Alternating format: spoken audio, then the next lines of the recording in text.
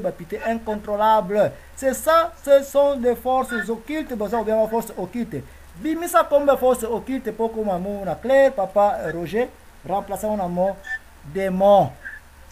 So kite, oko kanga makana mutambe, ukansaka yete bayaki na butu, bayeko muna awa. Tala kutu banyao, o bazako tsaka makele, me banyao mwasi mutazana periode, wana banyao nyonso bayeka kakolanda kanyao nyao. Oyo. O bambua kutu mwita na butu oganga. Me bambua seke mbua moko sana periode, ya mwana bambua nyonso bakati singa bakomi kolanda mbua. Oyo. Me pona tana biso. Merci Papa Roger. Toke tozongele ndeko mamengi, après ndeko mamengi toko kite pa papa Lutete mutasenga ki sous demande et puis après papa Lutete toke pa ndeko muzadikala la tatuane chingani toke pa ndeko mamengi matondo muta. Merci na kozongela ngale susu. Bon na bandai ko me ko expliquer eloko o babengi kindoki pona lobaki no kindoki na bakoko na biso ezalite ndena kundima keno sorcerie ezali wana muta ezali parce que babinde bayela biso yango oyo bakoko na biso banai ko reconnaître que no o babengi na kundu kundu oyebi yango bien kundu ezali oyo lelo oyo ebongana kundu kuma obenga motema mabe motema likundu alors na motema likundu wana yango ne mutu oyo azali kosala moningane mabe oui kowanga na yango te ke nombuta ke no solteri ezali te ezali mende kindoki nde ezali te parce que kindoki bakoko na biso na benga ngo bato wa mayele na biso exemple DSV nenga vandi wana musala oyo asali ezali na bakoko na kindoki asangisi biso bato pai yo na nga tozoko na mingongo mukili nyonso tu na 5 contre bazoka biso ezali nde kindoki ya mayele mende siko na kombo ya kindoki bakoko na biso bayebi yango parce que tozala bana oyo baza na bakombo babeki bango bandoki. Alors, soki que nous bengi yango na kombo ya sorcerie ezali. Ozomona mbuta. Alors, na ko lo basusu eloko mon bande ko pesi ba témoignage ya bango ebele, bo se ni tela ko répéter au pesi ba témoignage parce que ngai na ko pesi o ya ngai moko pona confirmer que non motema mabe ezali motema likundu. Ngai mbuta mamengi na fandi awa. Ba motema likundu. Soki to lobi que non o to ta ko yo azaka kata semaine oyo. So olanda radio solo. Oyo ka ba makambuta oleka. Iwana ya motema mabe. Ndeko odo apesa exemple aketa bilamba machine bayi balongoli yango na mai motu wana po sala bongo eza motema ya motema be motema li oui ndeko bamengi okatani bona banza makamu ndeko bamengi azakoloba awa ngai na yeto za d'accord na place koloba ete quand on doit parler de la sorcellerie motema ya mabe motema ya likundu mutako tangisaka makila oui wana biloko wana ezali na bible wana ezali motema ya mabeli kundu wana sosala sorcellerie mais mbuta mamengi oyo ngana lobaki au départ j'ai bien défini que sorcellerie oyo toza ko débattre lelo oyo bande ko na biso na Afrique baza ko loba ete mutu akoyiko pumbwa akomi kuna autaki na kibokolo akomi na songololo mutu wana akoyiko koma mpuku akoyiko koma nyao. Je dis que ça n'existe pas. Mais oh ya kilo ça n'existe pas. Bon, prouver yango ozana antenne prouver. Mais lui mon nini obana kolonga kasi yango tikela ngana nutango kataka.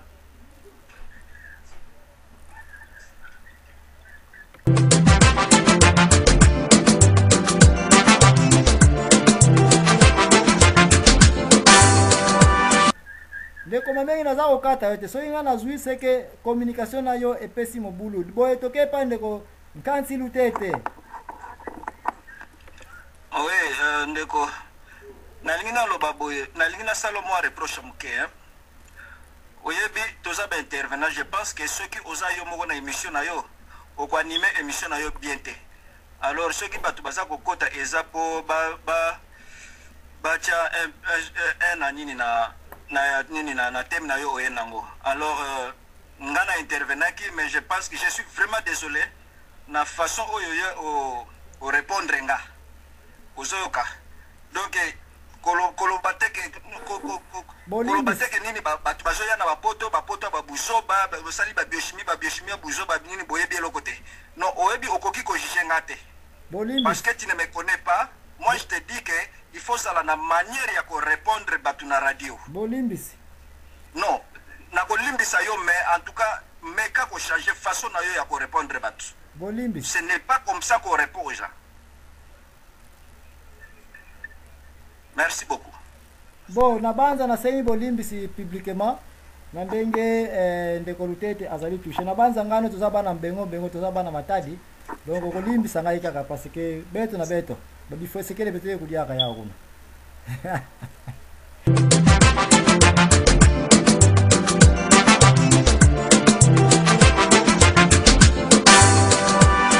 Ndeko Muzadi na pesi antenne. Ah, bon, merci ndeko Zabwana na parole pesinga mbote na yo pe mbote na bandeko na biso nyonso obali na plateau. Mbote pe na ndeko na biso desfe na masini mbote na bandeko na biso nyonso obali kolanda biso un peu par-ci par-là. Bon, en tout cas, émission na yo ezali intéressant ndeko nanga, mais na remarqué kaka moi un peu ba erreur ke ozali kosala wana. Mais na otuno kaka ba question mibale ya mukuse et que depenza mulaite question liboso ezali que au pesa maintenant le pesa sorcellerie ezali eloko nini ndenge définir na mwana sorcellerie et la kisini. Merci ndeko Muzali na banza question eza très clair pour ubio kota na retard mais so comment ya vande okoyeba ete na kebisaki bato na kopesa ba définition ba mot ebele sorcellerie nga na définir awa na deux positions. Na eko tombola yango d'abord selon notre culture, selon beaucoup qu'on a biso ke batu oyo bazali capable ya kopumbwa na butu bandoki oyo bazali te akoyi ko yape afina kyo na kingo azape capable ko pesa yo lipa et puis ole yango yozo kanseza lipa nzoka nde eza nango musuni ya mutu ki asali mystère ya incarnation. Yango na lobi que ça n'existe pas. Mutu moko akoyi ko sala ministère ya incarnation à part Nzambe azali te ngo bake boko ya ko prouver ngai oya ko lobete ke batongo bazali bazwili nguya yango définition ko pesa na nuba nini tantuli la définition. Donc définition ezami balé, définition liboso na kiboko ko na culture biso nyonso na kati awa o to ko benga ka ndoki mutu akoyi ko pumbwa na butu mutu akoyi ko sala ministère ya omniprésence na mutu akoyi ko sala ministère ya incarnation. Voilà la première définition qui nous la sorcellerie. La définition de la sorcellerie est yangoyo o na kebisi bato okuta na Bible. Partout on parle de la sorcellerie dans la Bible, on fait seulement dire l'idolâtrie. Bref, des définitions de pesi pona o lini kozwa. O eza na Bible o na yebi, c'est l'idolâtrie. Bon, problème au monde na zolo bandi on a plus na zo mona un peu ça ozana moi ba confusion. Bon, tout à l'heure on a sorcellerie, tout le banana ndenge ya boko na mission de sorcellerie. Les amours ya ba mindele uti wana bo mindele za kolobaka pratique moko to lobaka ya ba magie pratique moko ezali illicite pratique moko ezali un peu secret ya koluka kosala nango ko nuire nango batu kosala batu na ndenge moko ya mabe ainsi de suite to lobaka to zokala na mo wana na ndenge za défini na ndenge ya nino ya dictionnaire bon eza ndenge wana. Alors siko à partir ya mo wana na tout ngelo mo yo za intellectuel est-ce que mo ekoki ko exister sans que ba fait ezala vous allez intellectuel. Est-ce que moi écoute baba petit mot sans que ba fait ezala? Oui, parce que ba mot eya ka sur base ya définition ya bolobi nini e pa na bino. Par exemple, ba tout ceux qui ba ye ba kuti bino oza ko sala kolamba fufu ba kotuna yo. Qu'est-ce que signifie fufu? Bolobi fufu signifie na zui pousser na sangisi na baloli wana ne fufu et puis ba tia na définition. À vous l'antenne. Définition, voilà, mot existe le mot existe tant que fait ezali. Donc ce mot sorcellerie ezali aux accolobakeurs, il y a ceci qui se passe dans sorcellerie. C'est parce que ba fait on a ezali. Ba fait on a ezali vérifié. Alors ba fait on a comment on a pardon na lubana. Oui. Ba émission que non ezali le fait que mutaza ko utiliser ba force moko surnaturelle na ndenge nous ça ebeli yango on a ko nuire na bani na ba bloc wana ba de ko na biso ba pesu yango bani ebele par exemple ebele qu'il y a des faits comme ça et ça les mis mutazo ima surnaturel bona. Et là on a voulu comprendre dans votre bon. Tant on zo ba que sorcellerie na idolâtrie ça ndenge moko mon cher, ils ont vraiment deux mots différents, ils ont un sens vraiment différent, ils ont vraiment donc ils ont dit synonyme. La sorcellerie est synonyme il y a idolâtrie. Ils ont vraiment ils ont totalement donc ma définition est différente. La moitié de nos autres ici comme ils ont fait ça moi merci bien merci. Bien sûr, bon pour la bande ko boko continuer ko landa ceux qui papa nous a accueilli définition oyo eza ko pesa mais la sur base ya batu ndenge baza ko comprendre makambo. Mais ce qu'on dit spirituellement, il y a une erreur. Par exemple, dans le village, Kinshasa est à la Ramosika. Pourquoi? Parce que tout ça, il y a d'abord un. Dans Kimpese, au train, au Kinshasa. Mais quand on a ça là-bas, Google, la map, oyo. Mais on comprend que dans le village, on a Kinsuka. Parce qu'il y a une ignorance à l'époque où on a technologie ezalakate. Oui, la sorcellerie dès le départ, na makanisi ya société na biso, eza na définition na yango, ya misala ba oyo bako pumbwaka na butu, ba oyo bako yiko koma bampuku, bako yimba nyoka. Mais en réalité, après avoir fait mes recherches spirituelles tout autour de la Bible, na réalité, comme on a été, nous sommes trop mal partis avec cette compréhension ya makamotali kindoki. Voilà pourquoi Nazako Yeb Sabino était la sorcellerie. Ok, ne gauche, aux à droite, je suis très strict. Bima na makanisi oyo. Mais tout ça là un peu batour ya ba minute awa po na biso bandiko kende na moni signal moko papa DSVT mais na banza ba minute na biso peut-être zananu. Mais nazonga na albata kala ona tikaki. To papa mamengi, est-ce que si ça il est satisfait ou pas? Matondo mota na ozoko ngamalam. 5 sur 5. OK. Bon, na ça na satisfait parce que na bandaki ko mekana nu ko loba me o kataki ngai na ko kipena ko bimisa open na zalaki na moto. Papa na kata kate, na kata ka batute. Bo kasi yango na ko ba iloko moko tango o pesi mutiloba. Qu'il est temps à me koloba mais tant aussi comme dans loba yo poso kota zo loba okobomisa ba idée et puis ozo ko ambrouiller même ba émission na yo moke malamu e vous alate matondo na zongeli na yipisa kiyo keno kindoki na bakoko na biso ezalite pe ezalate e komi nde sikoyo lelo komba ndenge baluki tango ba kindoki parce que toza na batu o babe ngami kombo bandoki na peso comme exemple à DSV na mukamba saliri. OK.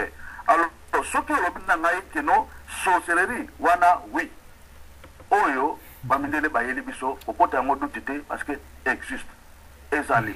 Alors ndenyo ozolinga kondima yango te peut-être na yebi soki eloko nini esali yo otozo koboya no kondima yango mais ngai naza na minute mingi peut-être na kobeto lisolo ya ngai moko esala me pa na nga esala pa mutu mususu te que no yo ki babeto lisolo mama na beta ki solo ondimi yango te mutamana mawa ya beti ozokota ngo doute mais ngai moko to sono mutama mengi ba vantinga na mona ke ya neve na ngai o asala ke ya o ya nga mubali azala sama bele a cause ya neve na nga na motema kundu o tozoloba oyo zo ndima yango te mais tozopesa ngo pouvoir te parce que biso eloko wana bukoko na biso na bakasi moko te tolingaka yango te pe totelemela yango pe mvulusi kembangu abengana ka yango yebi biloko wana noso tu wana bongo ta mvulusi kembanga atumbaka biloko noso mabe biloko noso atumbaka